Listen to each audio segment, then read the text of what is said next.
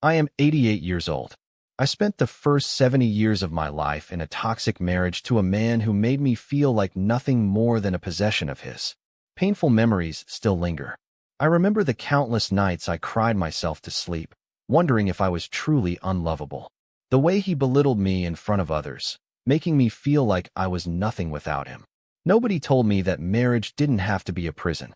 They lied to us, telling us that it was a fairy tale of love and romance that would last a lifetime. As I grew older, I became more aware of the societal expectations placed on women.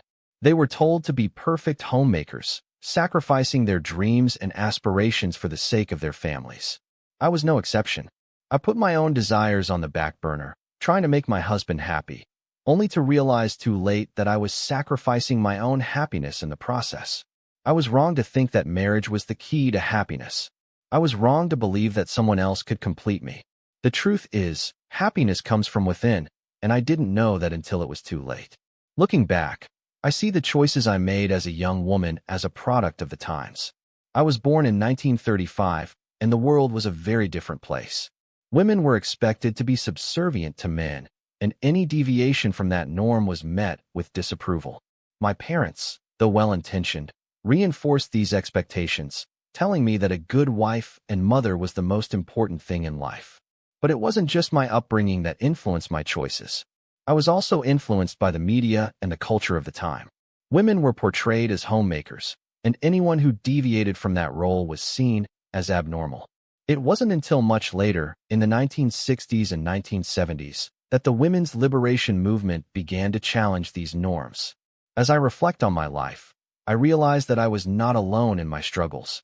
Many women of my generation felt trapped in their marriages, forced to sacrifice their own desires for the sake of their families. But while I struggled to adapt to my circumstances, I also struggled to accept myself. I was wrong to think that I was flawed or unlovable because of my circumstances. It wasn't until my children grew up and left the house that I began to rediscover myself. I started taking classes, pursuing hobbies I had long ignored. I met new people, people who saw me for who I was, not just as a wife and mother. And slowly but surely, I began to rebuild my sense of self-worth. But even as I was rediscovering myself, I struggled to let go of the past. I still carried around the baggage of my toxic marriage, wondering what could have been if things had been different. I was wrong to think that I couldn't move on, that I couldn't find happiness without my ex-husband. It wasn't until I met the love of my life, my husband of 20 years now, that I finally began to let go of the past. He saw me for who I was, a strong, independent woman who had been through the fire and come out the other side. He encouraged me to pursue my passions, to take risks and try new things. And slowly but surely, I began to see myself in a new light. I was wrong to think that I was too old to make a change. I was wrong to think that I couldn't start anew. The truth is, it's never too late to start over. And if you're watching this, whatever your age or circumstances, I want you to know that it's never too late for you either. Looking back on my life, I see a woman who was torn between two worlds.